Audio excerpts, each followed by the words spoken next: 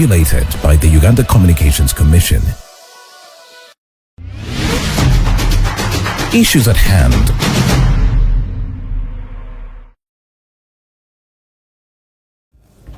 Oh yes, good morning once again, and thank you for keeping into touch of Uganda Family TV. This is Issues at Hand. Yes, we always discuss matters that are very, very critical out there. And today we are going to focus much onto the women and, of course, looking at the special interest groups elections as well that will be coming up, but also the violence that comes along in there.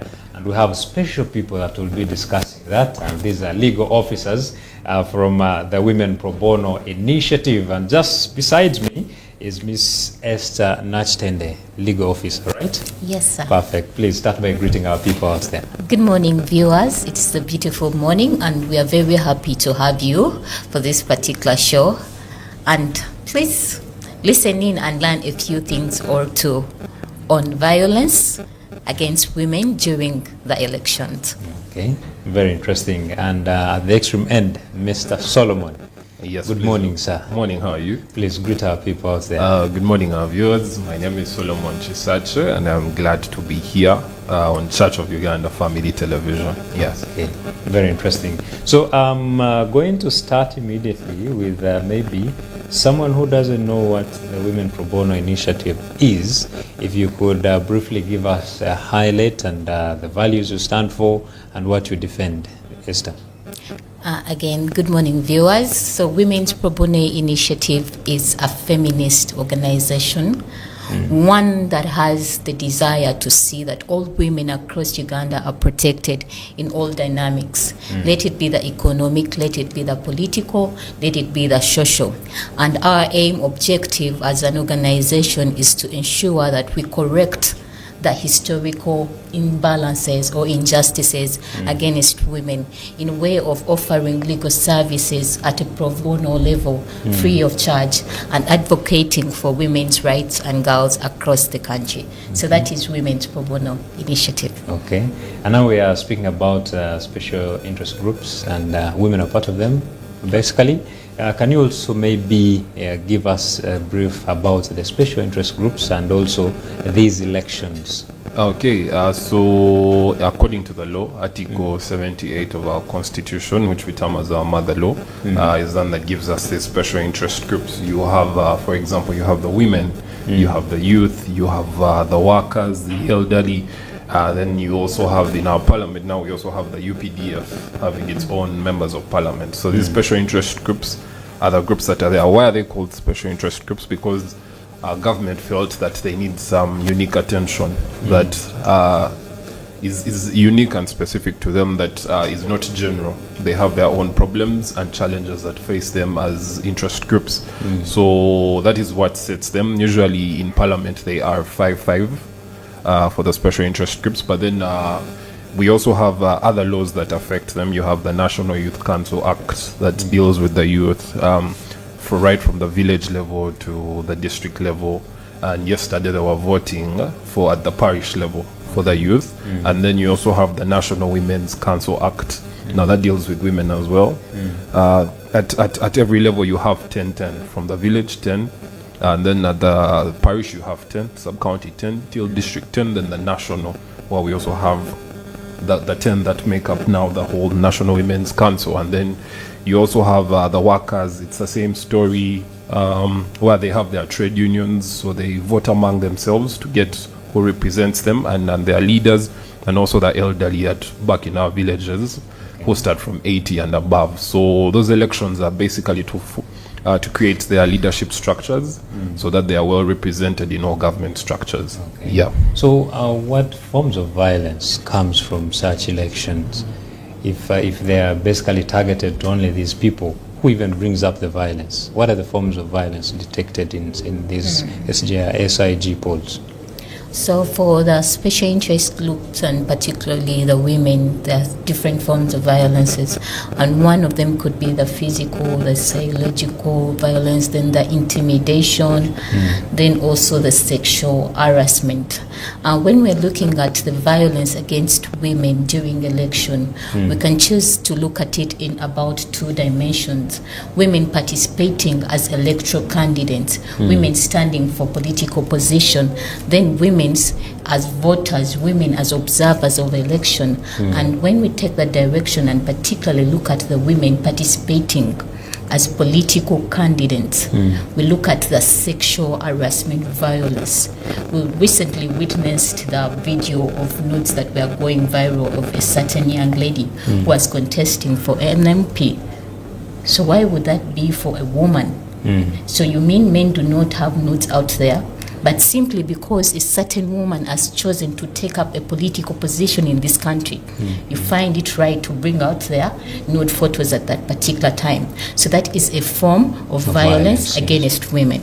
Recently, we also witnessed a certain man of God, an apostle, who abandoned his wife, claiming they are not aligning in the same political parties. Yet Article 29(1)(e) gives women the right to have freedom of association.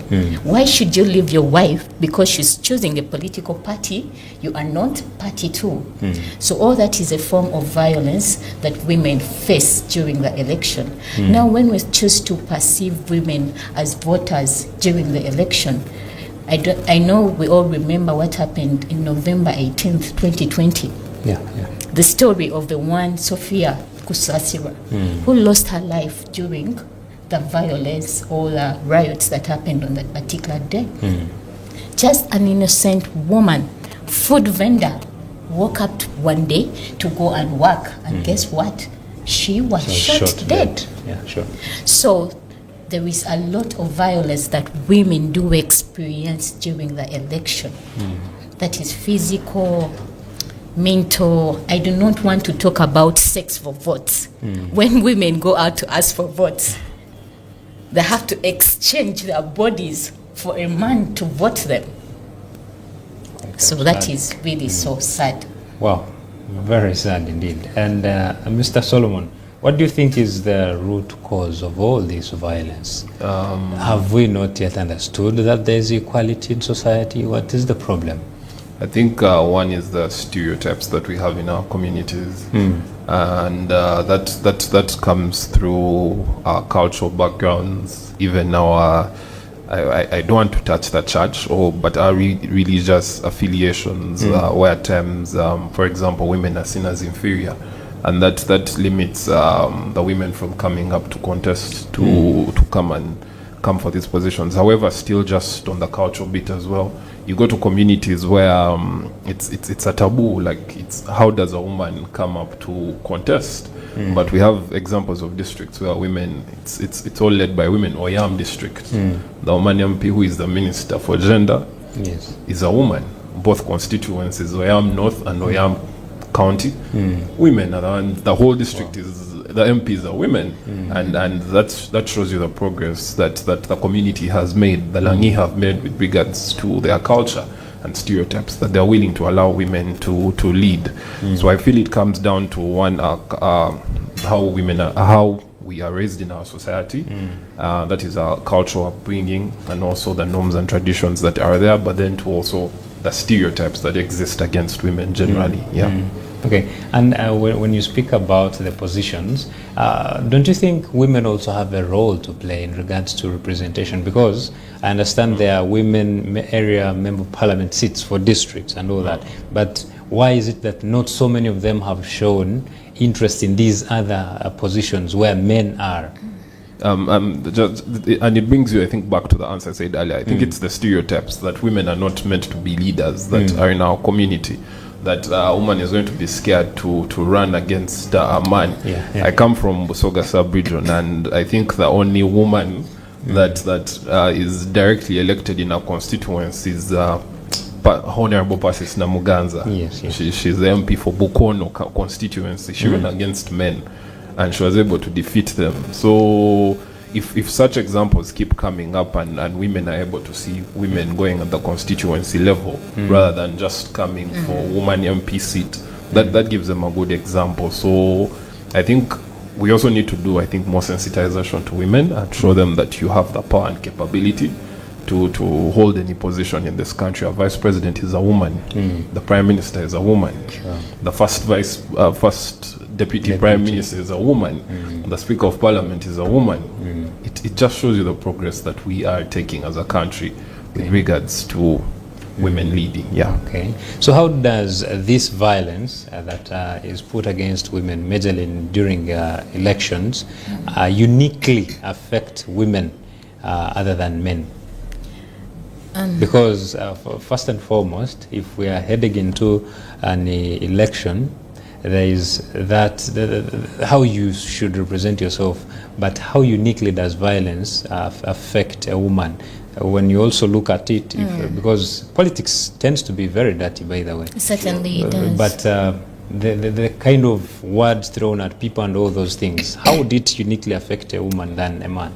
Yeah, I would love to start by saying that women are also very unique in a way, and that is recognized under the Constitution of our country. Article 33 particularly states that women are unique. So even the kind of violence that does affect women during election is one that is different from the one that affects men. Okay. Let's look at women in the sense of their gender as feminine. The first thing a woman stands before a man, the man will consider how she appears and what comes with that. Then they will start to judge her body before they even consider what Esther Nakitende has to say as a political aspirant. The question is, you usually hear, does she have Nash? Honestly. So the body shaming alone is a unique type of violence when it comes to women in politics. The other question will be, is she married? If she is not competent to take up leadership position. They will never ask a man if he is married or not, if he has 6 packs or not. But those are the questions they will ask a woman simply because she is female. Then the other unique violence is one that comes with intimidation. How they perceive women to be weak, women to be one that are supposed to be cooking at home. What business does she have in the parliament of this country? So that intimidation to a level that women are discouraged from taking up active position or competing with men, just like Solomon has said. I was having a conversation lately with a female councillor of Kawempe. She was telling me this time she does not just want to come as a female councillor. She wants to come as a direct member of parliament. And guess what the voters told her? Your position is being a woman. Go and lead the woman. So that kind of unique violence against women is one that men will never identify with or even understand. It only appears to us because we are women. Okay. Solomon, you did mention very good positions of women in leadership, quite a number of them. So if we had to look back, what steps have we taken to ensure that at least there is equal representation in leadership as a nation? As a nation, one, it's clear from the set that women have now been given a slot. There's the woman district member of parliament. Yes. A slot already, as Esther stated, Article 33 that allows affirmative action. So there's already a slot for women. They already have that position that is there to represent their views. And then when it comes also to special interest groups, at least there is an aspect that one should be a woman. You have national female youth MP. Yes. Now already they have a slot as women, and that's progress for women in the country. And then when it also comes to the UPDF as well, and the kind of members of parliament they elect, they have women that are in, but equally at local government level, the councillors, you have, just like Esther said, there's a female councillor, a direct female councillor that represents a division or a sub-county, or I don't know how they call them, divisions or sub-counties. So that's already progress. But then two, for women, already, I think also with the appointment of women in various ministerial positions, that showed women that you can come from wherever you are. The Prime Minister recently was holding her Thanksgiving, and she was saying she was a councillor in Kakumiro, but now she's a whole prime minister of a country, a woman, and that shows you the progress women are making.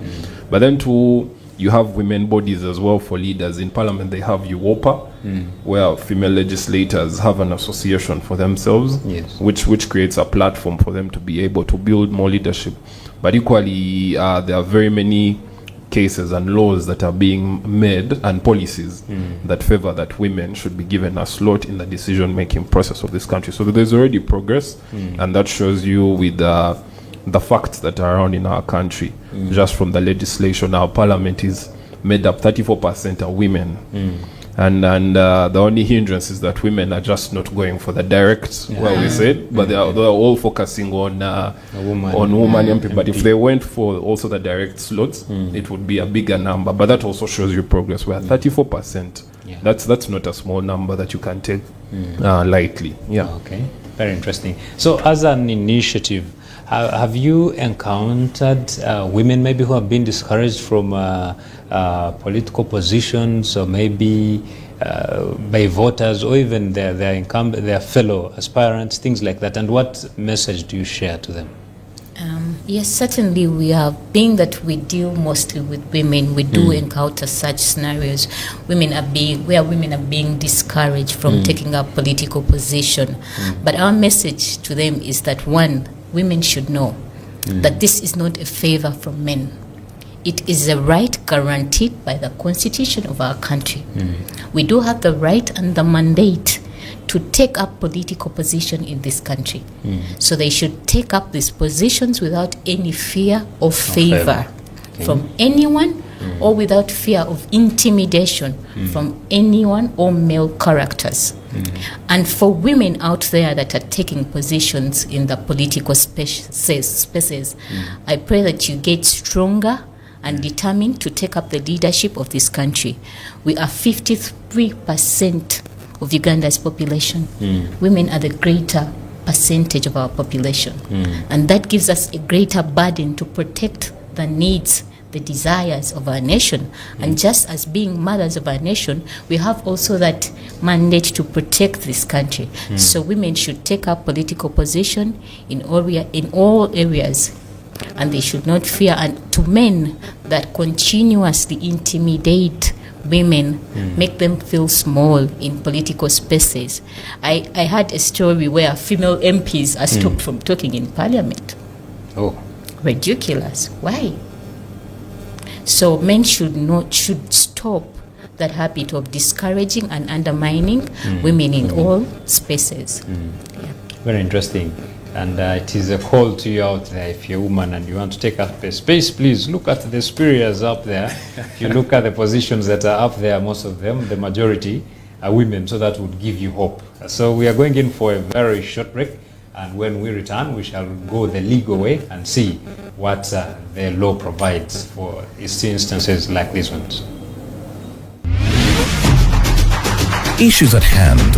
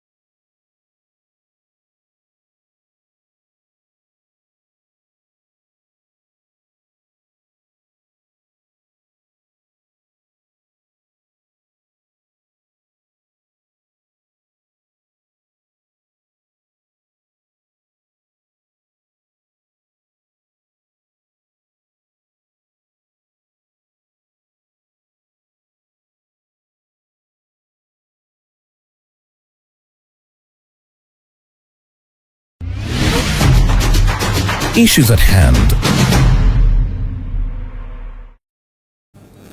Welcome back. You are watching Issues at Hand here on Church of Uganda Family TV, and we're looking at the effects of violence marred in special interest groups or the elections, because this is the season but also you must be aware that I'm here with Miss Esther Nakitende and Mr. Solomon Kisakye, who are legal officers from the Women Pro Bono Initiative. We have discussed a number of things in regards to violence comes along with that faces women and all that. So right now I want to go straight to Miss Esther, and we look specifically at the specific protections that are given to the women, or what the Ugandan law says about violence that comes around with these elections, but now targeting specifically to the women. Okay, thank you very much for that very important question.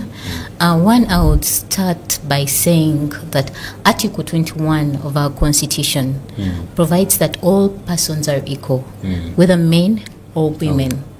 So that should tell us that women are also equal to men in all dynamics and all spheres of life. Then when we look at Article 33 of our Constitution, is one that is specific to women and protecting women's right. Then we also look at Article 59 that guarantees a right to women to participate in election, the right to vote. Then you also look at Article 29 1E of our Constitution. That one gives the women the right to associate, and association in terms of political parties, women to belong to any political parties that they would desire to be part of. So those are some of the rights guaranteed under the Constitution. Then we look at there is a particular act, the Domestic Violence Act, one that is also centered at protecting women against violence. We just used an example of a certain man of God, an apostle, who abandoned the wife simply because they are not in the same political party. That is a form of domestic violence. So when you look at the Domestic Violence Act, the aim is to protect women against such incidences and such stereotype again from men. So those are some of the laws that are very specific to protecting women against violence during the election time. So during such a period, there are so many duty bearers, and they have specific roles. First we have the police, and we have political parties themselves, then we have CSOs and all those. So let me now face the police themselves. What do you think their role is in regards to ending violence in such elections? Thank you so much, Luke. So the police, according to the law generally, the police is supposed to provide security for the candidates or those in the elections during campaigns, even post-campaign time and before, because the security is paramount. At the time when you're a candidate, you're prone to any attacks. Anyone can attack you because you're not aligning with their interests, or your views are different from their views. So you're entitled to security. But equally, the police is supposed to maintain generally law and order in the country, not only for the candidates, but also for the country as well. Businesses need to keep running. The economy needs to move. So politics and elections aside are not just the only things that need attention from the police. However, the police as well enforces court orders. During that time, there are a lot of orders that fly around from court, because someone runs to court when they get, there's an injustice with regards to, let me say, how the election went or the primaries went. They will run to court to get an injunction blocking the other candidates' nomination or election. So there are a lot of court orders flying around. So police enforces those court orders, because it's a court order is something binding. It's you cannot question it. It's from court. It carries authority. So police enforces what court has given. So it also enforces the court orders during that time. And then police as well makes sure there is security during the election day at the polling station. Everything is moving smoothly, and there's no interruption as well. But equally, it also provides It protects the voting materials, right, from the ballot boxes to the ballot papers to the biometric systems. So all of that, police make sure everything is in check and there's law and order during the whole process. Okay. Yeah. And when we look at the political parties, what role do they have in regards to protecting their flag bearers or even their voters? Because I believe even in the audiences themselves, I'm glad you started with a very good example when we were starting. November killings, shootings that happened here, a woman losing her life, very, very innocent. So also political parties, what role do they have to play? As political parties, the first step is to educate the women in their political parties about their rights and how best they can fight for themselves out there during the elections. Empower them with the knowledge. Tell them what they need to do while in the field. Tell them how to respond to such abuses. That is the first step to ensuring that women take political position, and that should come directly from their political parties. The next step after you've educated a woman how best she can address the violence that comes from out there is that you need to provide them with all the resources they need. If it is money, give them the money. Because one of the problems that women have, they have to look for the money to finance their campaigns. And what comes with that? They will start to give their bodies for the money. Yeah. So the political parties have the responsibility to finance the election, to see that their candidate do not exchange sex for votes. After you've given her the knowledge, you've given her the money, then stand with her, defend her.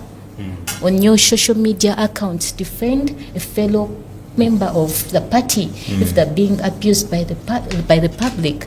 In such a manner, political parties will ensure that women actively participate and also enjoy the political spaces. Okay. Now, when we head to solutions, Mr. Solomon, what practical interventions do you think can be put forward by all players? But maybe even before we go to that, what role does a civilian out there have to play in this regard? Because somehow, somewhere, they also fuel this so much. Giving an example of the video that was circulating, it is we, the citizens, that were doing all that. True. What role do they have to play? As civilians, we need to respect our fellow, the people we live with, their rights. It begins with how we associate with them. We need to give them audience to listen to them. However much I am not interested in your political interests or what you align with, I believe there's a message you carry for me as a Ugandan that might help me. So I'm supposed to do that. However, as a citizen as well, I am supposed to make sure that your rights as well are protected. Not only mine, but also yours are protected. So I am supposed to make sure your security is safe during your campaign and during the whole electoral process. But equally, me protecting your interests, it also comes down to what we stated earlier, the sharing of the clip or of the video of the lady. It's also, as I believe, and I think it also comes with the awareness and sensitization we need to give our people as Ugandans, that if you received such content, you need to think and relate with it and imagine, what if it's my mother, what if it's my daughter, what if it's my sister or my auntie? How would they feel in such a position or in such a place? So it also comes down to you as an individual to look at all of that and see that you make sense out of it and you do not share it. Yes, the excitement can come in, but you need to be human at first. And then as civilians as well, we need to practice all our rights. Our right to vote, because when we vote, we are placing the right leaders in all these decision-making bodies. So we need to practice our right to vote. We need to protect our vote because your vote matters. It's your interest. It's your decision. So you need to make sure your decision is protected. But equally, if you're not happy with the decision that has been made, there are right appealing processes. You don't need to beat up someone. You don't need to kill someone. You can run to court if you're not happy. We've seen scenarios where a voter took the late Honorable Katolo Wama to court because they were questioning his academic documents. So they were not happy with the decision that had been made. Those are the right steps that we need to make as civilians. You don't need to beat someone. You don't need to shoot someone. because at the end of it all, we are all Ugandans. This is our home, this is our country, and we are not going anywhere. Okay. Yes. Very interesting. And now, Esther, you're going to speak to the women specifically. How can the women, majorly those who could be there already, how can they also empower their fellow women so that they can come and stand in those positions and the circle can really grow bigger? Yeah, thank you very much. To the women that are already there, women that are already in politics, first I want to recognize that it is not easy. With the dynamics in our country, it is not easy for a woman to be in politics. And for that, I recognize and appreciate the strong women that have taken up all those positions. And my call to those particular women is to encourage other women to take up the same positions. How best can we do that? Let's support one another as women. It is very important that we speak for the women even while in parliament. It is very important that we preach the right message in terms of women being in parliament and also portray a proper picture. So women in politics, when you join politics, or women that are already there, do not preach a wrong picture of what it means to be in politics. Some women say, when I got into politics, I lost my family. I'm now a very irresponsible mother. I do not have time for my children. Please, let's try and balance it all to see that we can inspire 25-year-olds, 24-year-olds to join politics. So that is the first step. Preach the right thing about the positions that you are occupying. And also, while in parliament, advocate for affirmative action. We already have affirmative action, but extend it more. We still have a lot to do as women in terms of politics of our country.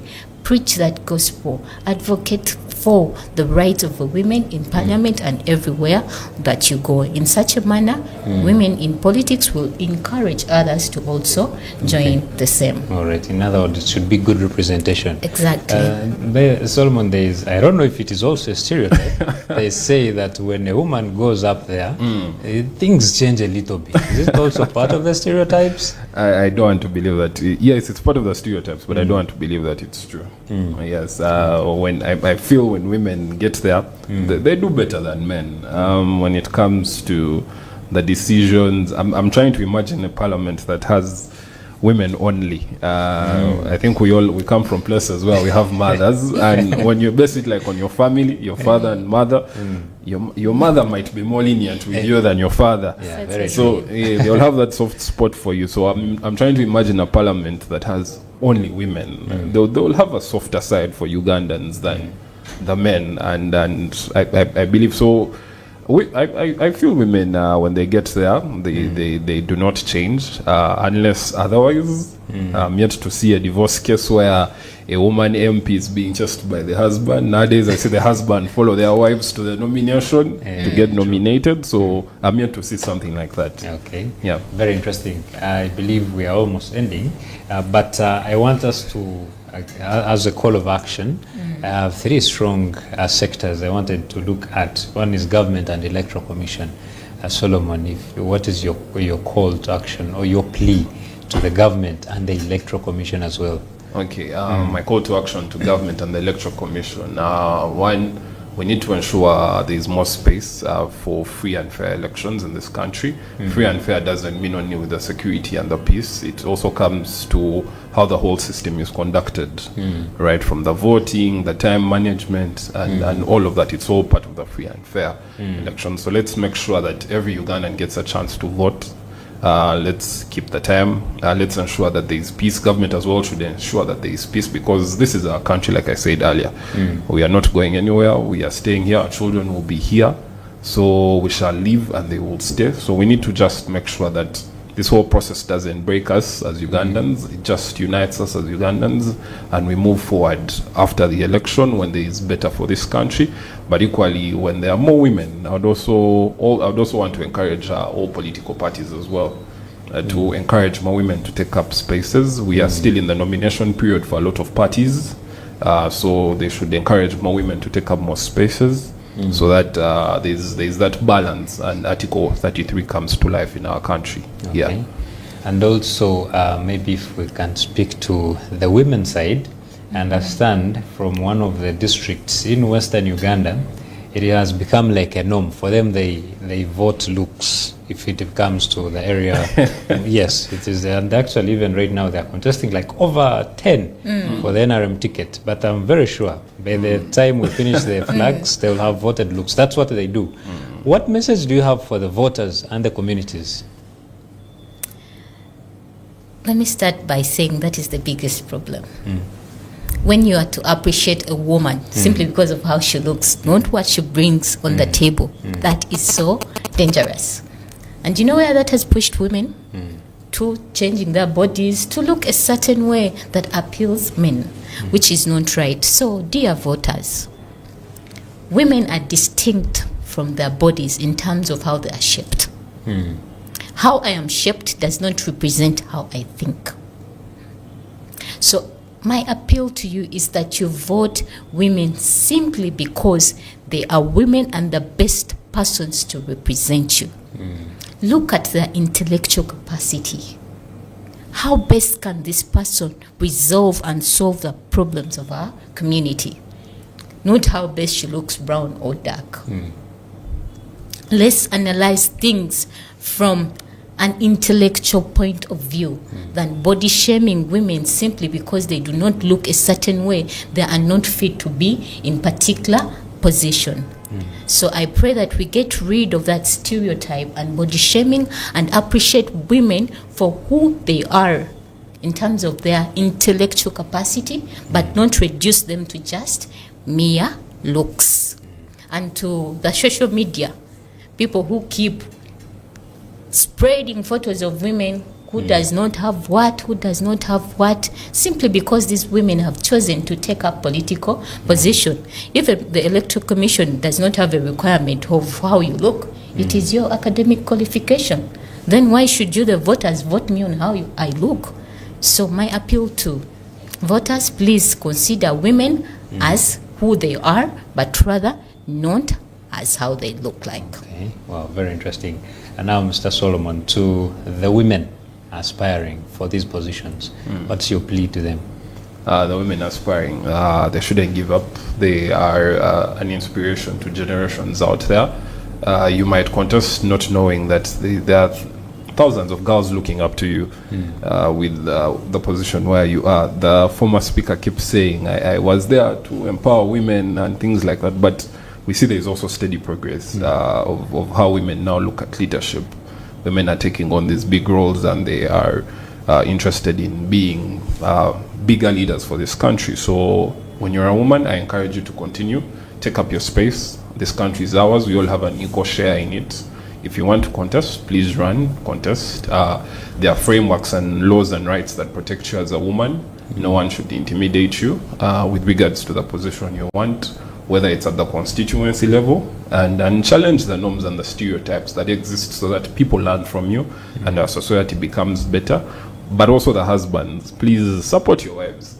Come through. If you're a brother, support your wife. I've seen a comedian in town who is supporting his wife. He moves with her in the constituency, campaigning, asking voters to vote for her.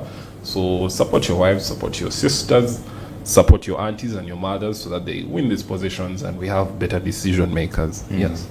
There is also, we've been talking about violence, and that is something we really condemn when it comes to the election period.